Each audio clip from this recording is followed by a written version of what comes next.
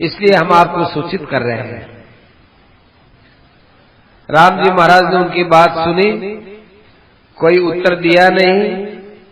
राम जी ने सबका अभिवादन अभिनंदन किया और राम जी ने उनको भी विदा कर दिया। राम जी महाराज अपने कुटिया में आ गए और वे इस बात पर सोचने लगे कि खरदूषण वगैरह इतनी यहाँ उत्पात की बात करते हैं, अब मुझे क्या करना चाहिए। खूब विचार किया महाराज राम ने।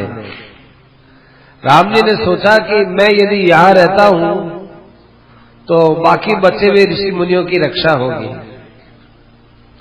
और यहां नहीं रहता हूं तो जो यहां बचे हुए ऋषि हैं वो भी कहीं चले जाएंगे। तो कई निष्ठावान ऋषि थे, उन्होंने राम जी से कहा कि राम तुम हो तो हम यहां हैं, तुम नहीं हो तो हम भी चले जाएं। राम जी महाराज ने विचार किया कि यहां चित्रकूट पर भरत आए हैं, अयोध्या के लोग आए हैं, मंत्रीजन आए हैं, माताएं आई हैं, इन्होंने यहां आने का रास्ता देख लिया है।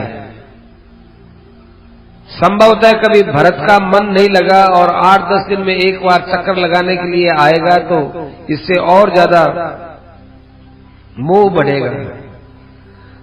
अयोध्यावासी भी कोई इकट्ठे होकर यहां आ गए तो मोह बढ़ेगा, और मुझे यहां उनके न रहने पर भी यहां भरत मिला था, यहां माताएं मिली थी, यहां गुरुजी मिले थे, ऐसे ये जगह अब याद आती है अपने परिवार को लेकर, तो फिर एकांत क्या हुआ, ये तो अयोध्या की स्मृति बनी रही। जगह जगह हाथियों की लीद पड़े रहने के कारण से जमीन अपवित्र भी हो गई, इसलिए अब अन्यत्र ही जाना उचित है।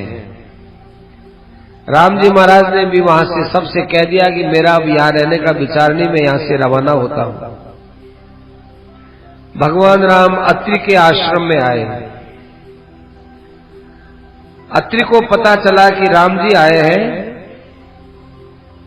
ओहो, तो वे बूढ़े ऋषि थे अत्रि, और उनकी पत्नी थी अनुसुईया, बड़ी बूढ़ी। छोटे छोटे राम, लक्ष्मण और सीता, इन्होंने जाकर जब प्रणाम किया तो अत्रि ने उनको बहुत प्रेम से आशीर्वाद दिया और राम के कपोलों पर हाथ फेरते हुए उनको बड़े प्रेम से गले लगाया, पीठ पर हाथ रख के उनको आशीर्वाद दिया, और लक्ष्मण को तो खूब बड़े प्यार से सहलाते रहे, वाह बेटा बड़ा अच्छा किया तुम राम के साथ आए। और अनुसुईया जी, उनसे अनुसुईया जी के चरणों में जब सीता जी ने प्रणाम किया, अनुसुईया जी ने सीता को आशीर्वाद दिया।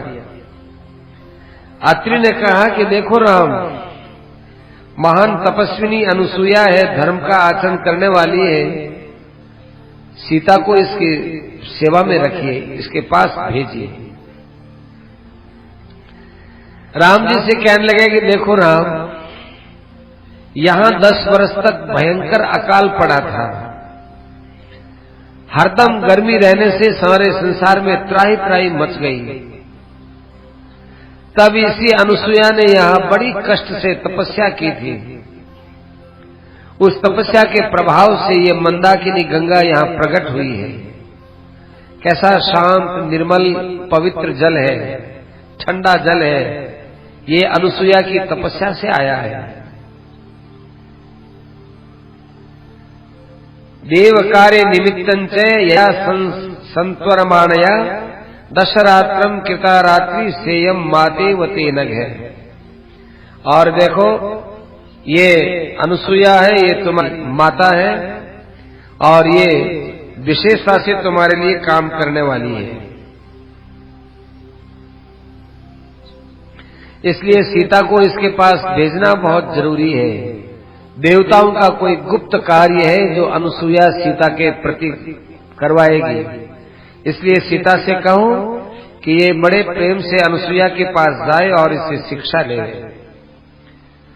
राम जी महाराज ने सीता से कहा कि राजपुत्री, देखो तुम पर इन ऋषि की कैसी कृपा है, तुम जाओ अनुसुईया के पास में बैठो और अनुसुईया के पास में बैठकर इन बड़े बूढ़ों से शिक्षा प्राप्त करो।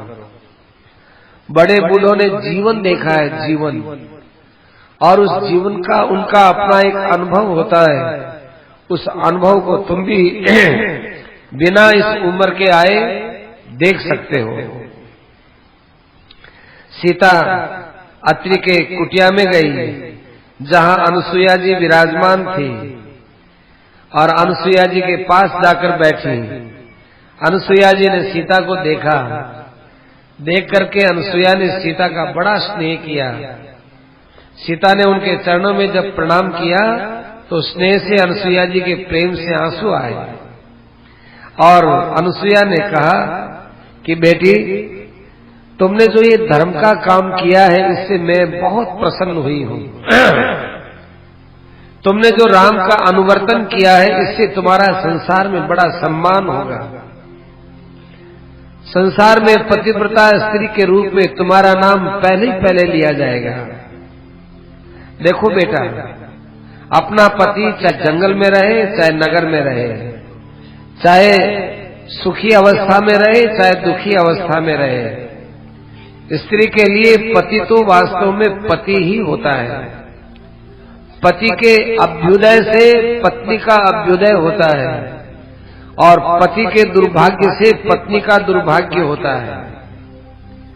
यदि अपना पति दुश्शील है, यदि अपना पति अच्छा आचरण वाला नहीं है, अपना पति यदि गरीब है, तो भी श्रेष्ठ स्वभाव वाली स्त्रियों के लिए पति ही सबसे बड़ा देवता, सबसे बड़ा पुरुष, सबसे बड़ा भगवान वही होता है। अपने पति से बढ़कर वो संसार में किसी दूसरे को देख ही नहीं सकती है। आज मेरे में ये मंदाकिनी को प्रकट करने की शक्ति आई जो अभी महर्षि बता रहे थे, वो मेरे प्रताप से थोड़ी ही आई है, वो पति के प्रभाव से आई है। संसार में असत्य स्त्रियां होती है जो अच्छी नहीं होती, वे अपने पति से, पति के अंदर गुण दोष देख करके, पति को अपने वश में रख करके अपने हृदय के अनुसार उनको चलाने वाली होती है। असल में वे अपने धर्म से भ्रष्ट हो जाती है। अकार्यवशमापन्ना स्त्रिया या खलु तद्विधा, ऐसी स्त्रियां ऐसा काम करती है कि जिससे कुल का गौरव समाप्त होता है। तुम्हारे जैसी जो स्त्रियां होंगी वो बहुत बड़े भारी पुण्य लोक में विराजमान होगी, जो केवल एक पति सेवा से ही ये स्थान प्राप्त कर लेंगी। तुम बड़ी पतिव्रता हो, बड़ी श्रेष्ठ हो, सती हो, समय देखकर काम करने वाली हो और अपने पति के साथ धर्म का आचरण करने वाली हो। बेटा, तुम्हारा यश बढ़े, तुम्हारा धर्म बढ़े। सीता ने कहा कि माता जी, आप जो बात बोलते हो ये बिल्कुल श्रेष्ठ बात है कि स्त्री का पति एकमात्र, स्त्री का गुरु एकमात्र पति ही होता है। पति से बढ़कर कोई दूसरा गुरु नहीं है। और आप जो बात बोलते आश्चर्य की बात नहीं है, ये बात तो मैं पहले से ही जानती हूं। ये बात बिल्कुल ठीक है कि गरीब यदि पति है, आचरण अच्छा भी नहीं है, तो भी श्रेष्ठ पत्नी को उसमें भेद नहीं देखना चाहिए। मेरे लिए तो बड़े सौभाग्य की बात है कि राम गुणों में श्रेष्ठ है, बड़े दयालु हैं, जितेंद्रिय हैं, इनका अनुराग स्थिर है और ये बड़े धर्मात्मा हैं, प्रजा का माता पिता के समान पालन करने वाले हैं। जैसा उनका कौशल्या में भाव है, ऐसा सभी राजा की स्त्रियों में, सभी राजा की रानियों में भाव, मतलब दशरथ जी महाराज के प्रति बड़ा भाव है। सीता जी ने एक बहुत विचित्र बात कही है, बहुत श्रेष्ठ बात कही है। कि राजा दशरथ ने किसी भी स्त्री को यदि प्रेम दृष्टि से भी देखा है तो भगवान श्री राम ने अपना मान सम्मान छोड़कर उसको माता के समान समझकर उसका आदर किया है। मैं तो राम के वन में जाने की बात सुनकर के स्वयं ही अपने आप ही सोच ली कि मैंने तो यहां पर राम जी के लिए ही आना सीखा है, अतएव मैं स्वयं तैयार हो गई, राम जी के साथ में वन के लिए तैयार हो गई। कारण कि मैं जब बालिका थी, छोटी बच्ची थी, तो मुझे मां ने यही शिक्षा दी और बड़ी हुई तो फिर मुझे सासू ने भी यही शिक्षा दी कि भाई तुम्हारे लिए सबसे बड़ा पति ही होता है। अग्नि की साक्षी में जब मुझे राम के हाथों में सौंपा गया था तो उस समय मुझे मां ने बहुत समझाते हुए अंत में यही बात कही कि स्त्री वही श्रेष्ठ होती है जो अपने पति की सेवा करती है। तपो नान्यत विधीयते, स्त्री के लिए अलग से कोई तपस्या का विधान नहीं है, अलग से कोई तपस्या करे ये नहीं है। मुझे सावित्री की कथा सुनाई कि पति की सेवा से वो यमराज पर विजय प्राप्त करके स्वर्ग में चली गई थी और नारियों में वो नारी देवी के समान, देवता के समान है, वो रोहिणी के समान बड़ी श्रेष्ठ है जो पति का थोड़ा सा भी दुख नहीं सह सकती है। ऐसी स्त्रियां स्वर्ग के अंदर अनंत काल तक सुख भोगती रहती हैं। सीता के इन वचनों को सुनकर के अनुसुईया बड़ी प्रसन्न हुई और अनुसुईया ने कहा कि देख सीते, बेटा मेरे पास कई तपोबल की चीजें हैं, आज तक मैंने दी नहीं है, वो चीजें मैं तुम्हें देना चाहती हूं। हे सीते, देखो ये बहुत बढ़िया अंगराग है, इस अंगराग को अपने शरीर पर लगाओगे। देखो अंगराग क्या था, ये एक ऐसा पाउडर था, वो अभिमंत्रित पाउडर, माने वो उसको लगाने के बाद में इतना तेज हो जाता था उसमें कि बिना नहाए भी उनके शरीर में सुंदरता वैसी रहती थी। तो वो कहते हैं मेरी तपस्या से तैयार की हुई ये वस्तु है, इसमें बड़े भाव है, ये बड़ा दिव्य है। मेरे आभूषण जो मैं तुम्हें दे रही हूं ये भी बड़े दिव्य आभूषण है, ऊपर से तो सोने के बने हुए हैं लेकिन इनमें एक दिव्यता छिपी हुई है। इन आभूषणों के पहनने के पश्चात स्त्री का पातिव्रत्य हर अवस्था में सुरक्षित रहता है। देखो ये अंगराग बड़ा विलक्षण है, महर्रम, ये बहुत कीमती है, हर जगह मिलने वाला नहीं है, ये तुम्हारे अनुरूप है, तो हम इस अंगराग को लगाओ, इन आभूषणों को पहनो और मैं जो तुमको बड़ी सुंदर माला दे रही हूं, इस माला को तुम पहन लो, तुम्हारी इससे बड़ी शोभा होगी और इससे आगे जाकर तुम्हें बड़ा लाभ होगा। देखो सीता का रावण स्पर्श करेगा, जबरदस्ती उसको ले जाएगा, तब भी उस अंगराग के प्रभाव से और उस आभूषणों के प्रभाव से सीता का तेज है वो समाप्त नहीं होगा। इसलिए अनुसुईया जी पहले से ही दे रही है। तो ये अंगराग वगैरह सब उन्होंने स्वीकार कर लिया और आभूषण भी स्वीकार कर लिए, अपने पास में उन वस्तुओं को रख लिया। और अब अनुसुईया ने कहा कि बेटा एक बात मैं तुमसे पूछती हूं कि तुम्हारा स्वयंवर जब हुआ था राम के साथ में, तुम्हारा जैसे विवाह हुआ था वो विवाह का प्रसंग मेरे को सुनाओ। तुम विवाह का प्रसंग सुनाओ और तुम्हारे विवाह का प्रसंग मैं सुनूं। मैं उस कथा को विस्तार से सुनना चाहती हूं बेटा। सामान्यतः तो मैंने सुना ही है कि राम जी ने तुमको स्वीकार कर लिया वो धनुष तोड़ने पर, लेकिन तुम इसको विस्तार से सुनाओ।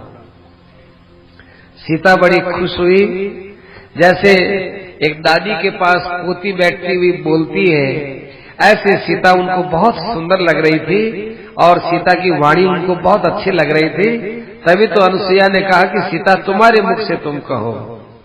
तो सीता कहने लगी श्रूयताम, तो ठीक है माता जी आप सुनिए, मैं आपको सुनाती हूं। देखिए, मिथिला देश के बड़े वीर राजा जनक जी महाराज हैं। वो शास्त्र कर्म में बड़े निष्णात हैं। वो पृथ्वी पर न्याय पूर्वक शासन करते हैं। एक बार वे किसी पवित्र यज्ञ को करने के लिए जमीन पर हल चला रहे थे। उस हल चलाने के कारण से उस हल में से, हल को जब जमीन में खोदा जाता है उसका नाम सीता होता है।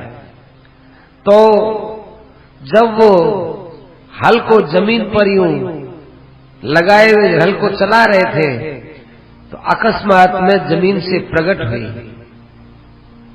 महाराज उस समय में हल के अंदर यूं बीज डाल रहे थे। जमीन को जोतते हैं तो बीज डालते हैं, वो बीज डालने वाले थे।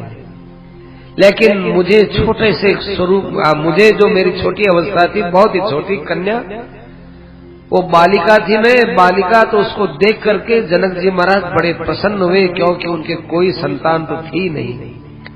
अकस्मात प्रकट हुई देखकर सब काम छोड़कर उन्होंने मुझे गोद में लिया और गोद में लेकर अपने छाती से लगाया और कहा कि ममेयम तनया, ये मेरी लड़की है। इस प्रकार से कहकर मुझे बहुत प्यार दिया।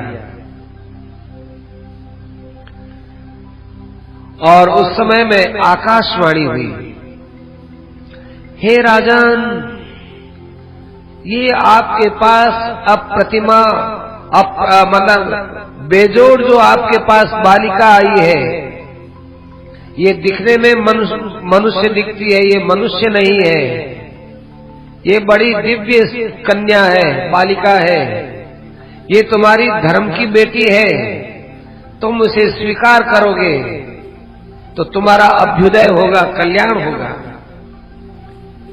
मेरे पिता बड़े प्रसन्न हुए और उसके बाद वे मेरे पिता मुझे लेकर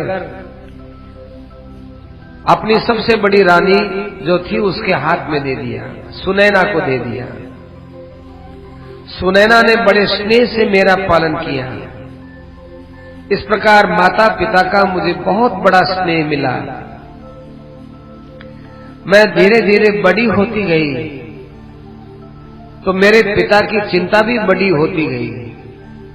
आप जानती हो माता जी कि कन्या का बड़ा होना माता पिता के लिए चिंता का कारण होता ही है। एक श्रेष्ठ पति को प्राप्त करने के लिए मेरे पिता के मन में इच्छा जागृत हुई। चिंताम अभ्यगमत दीनो वित्तनाशा दिवाधन है। जैसे कोई गरीब आदमी, उसके पास में थोड़ा बहुत भी पैसा यदि नष्ट हो जाए तो उसको कैसे लगे, ऐसे हमारे पिता के मन में चिंता हुई। एक बार की बात है, हमारे पिता के पास में एक धनुष था। उस धनुष को कई लोग मिलकर के उठाते थे। जाने उनकी क्या मन में आई, उस धनुष को देखकर विचार आया कि जो व्यक्ति इस धनुष को उठा करके इस पर प्रत्यंचा चढ़ा देगा, उसी के साथ मैं अपनी कन्या का विवाह करूंगा। क्योंकि मेरी कन्या अयोनिजा है, ये दिव्य है, ये पृथ्वी में से प्रकट हुई है। इसलिए जैसी ये कन्या है वैसा ही इसके लिए वर होना चाहिए। ऐसा विचार करके उन्होंने एक स्वयंवर किया और स्वयंवर के अंदर उसी वरुण देवता के द्वारा दिया हुआ वो जो धनुष था, उस धनुष को उन्होंने वहां रख दिया और लोगों के बीच में उन्होंने घोषणा कर दी कि इस धनुष पर जो प्रत्यंचा चढ़ाएगा वो सीता को प्राप्त करेगा। परंतु मनुष्यों की तो क्या कहे, कोई भी वहां उपस्थित थे, किसी ने भी उसको उठाया तक नहीं। धनुष उसके ऊपर डोरी चढ़ाने की तो बात दूर, उसको कोई उठा भी नहीं सका। सब राजा लोग हार गए और हार करके वे अपने स्थान पर चले गए। लेकिन मेरे पिता की चिंता बढ़ती गई। एक बार मेरे पिता यज्ञ कर रहे थे। उस यज्ञ के अंदर विश्वामित्र जी राम और लक्ष्मण को लेकर आए। धर्मात्मा विश्वामित्र ने मेरे पिता से कहा कि हे जनक, तुम्हारे पास एक धनुष रखा हुआ है, उसको राम और लक्ष्मण देखना चाहते हैं। यदि उचित समझते हो तो दशरथ के इन पुत्रों को आप अपना धनुष दिखा दीजिए। राजा के ऐसा आदेश, राजा के सामने ऐसा निवेदन करने पर राजा ने आदेश दिया और वो धनुष राम जी को दिखाया। राम जी ने उस धनुष को उठाया और देखते देखते उसके ऊपर ये डोरी बांधने के लिए जोर लगाया। इतने में वो तो बीच में से टूट गया और टूटने से एक बड़ा भयंकर शब्द हुआ। उसके बाद मैं जब जनक जी महाराज के द्वारा राम जी के हाथ में सौंपी जाने लगी और जनक जी महाराज ने अपने हाथ में एक जल पात्र लेकर राम जी के हाथ में मुझे सौंपने का उपक्रम किया तो राम ने मना कर दिया। राम ने कहा कि देखिए, अभी हमारे पिता यहाँ उपस्थित नहीं है, मैं स्वतंत्रता से कैसे विवाह कर सकता हूं। राम की ये विनयशीलता जनक जी को बहुत बढ़िया लगी। बड़े आदर के साथ दशरथ जी महाराज को वहां बुलाया गया। बड़ा धूमधाम से उत्सव किया गया। उस उत्सव में राम को तो मुझे समर्पित किया, अरे एक मेरी छोटी बहन साध्वी उर्मिला है, उसको लक्ष्मण के लिए समर्पित किया। इस प्रकार से मुझे राम जी को सौंपा गया है। मैं राम जी के ऊपर अनुरक्त हूं और उनके धर्म के साथ मैं पूर्ण रूप से सहमत हूं। अनुसुईया ने आशीर्वाद देते हुए कहा कि बेटा, तुम्हारी कथा सुनकर मुझे बहुत आनंद का अनुभव हो रहा है। तुम्हारा एक एक अक्षर स्पष्ट और साफ साफ है। ऐसी की ऐसी कथा मैंने पहले सुनी है, लेकिन तुम्हारे मुख से सुनने पर मुझे बहुत अच्छा लगा है। देखो, सूर्य अस्ताचल की ओर जा रहे हैं, अब तुम विश्राम करो। और इस समय में महाराज महर्षि अत्रि जी भी अग्निहोत्र करेंगे और सायंकाल के अंदर कबूतर के जैसा रंग वाली काली काली रात आ रही है, तुम जाओ और अपने पति की सेवा में लगो। तुम देखो, पहले मेरे सामने आभूषण पहन लो, ये अंगराग लगाओ और उसके बाद अपने पति को ये सब बात बता देना। सीता जी ने वो सब अंगराग लगाया, आभूषण वगैरह सब पहन लिए और उसके बाद सीता जी राम जी के पास आई और राम जी को ये सब बात बता दी। राम जी महाराज बहुत प्रसन्न हुए और लक्ष्मण जी के भी आनंद का कोई ठिकाना नहीं रहा। रात भर अत्रि और अनुसुईया की प्रशंसा की बातें चलती रही। प्रातःकाल हुआ तो अत्रि के आश्रम में बहुत से ऋषि मुनि इकट्ठे हो गए। उन सब ऋषि मुनियों ने राम से निवेदन किया कि हे राम, इस वन में बहुत से राक्षस बहुत उपद्रव करते हैं, यहाँ बहुत से सर्प हैं, यहाँ ब्रह्मचारियों के तपस्वियों के यज्ञ को राक्षस लोग नष्ट करते हैं, यहाँ सिंह भी बहुत है, हाथी भी बहुत है, परंतु सबसे ज्यादा भय हमको राक्षसों से लगता है। इसलिए तुम इस दुर्गम मार्ग से जाओ, आगे जाकर महर्षियों का स्थान आएगा, लेकिन राक्षसों से सावधान होते हुए तुम चलना। इस प्रकार से ऋषि मुनियों से बात करते हुए राम जी महाराज अत्रि के आश्रम से रवाना हुए और वहां से रवाना होकर दंडकारण्य के एक भयंकर जंगल में प्रवेश किए। बहुत दूर आगे जाने के बाद उनको ऋषि मुनियों के कई आश्रम एक साथ बने हुए दिखाई दिए। सभी आश्रमों में काषाय वस्त्र सूख रहे थे। बहुत से प्राणी वहां बैठ करके कोई फल खा रहे हैं तो कोई जल पी रहे हैं। सब पशुओं को, पक्षियों को वहां पर शांति मिलती थी। जगह जगह हर आश्रम में यज्ञ हो रहा था। जगह जगह यज्ञ के पात्र बिखरे हुए थे। फलों के बड़े बड़े ढेर लगे हुए थे। यज्ञ करने की सामग्री है जिसमें खास तो समिधाएं हैं। वे समिधाएं खूब हर आश्रम में प्रभुत मात्रा में थी। कई कई आश्रमों से उद्घोष हो रहा था। यज्ञ के समय मंत्रों का उच्चारण हो रहा था। आश्रमों की लताओं के अंदर पुष्प के गुच्छे लगे हुए थे। फलों की, पुष्पों की एक बहुत सुंदर सुगंध आ रही थी। काला मृगचर्म का वस्त्र पहने हुए ऋषि मुनि इधर उधर निर्भय होकर के घूम रहे थे। ऐसा एक तपस्वी आश्रम मंडल राम जी महाराज ने देखा और जितने ऋषि मुनि थे उन सब के चेहरे पर दिव्य ज्ञान प्रकट हो रहा था। वे सब ऋषि मुनि राम जी को देख रहे थे, लक्ष्मण को देख रहे थे, सीता को देख रहे थे।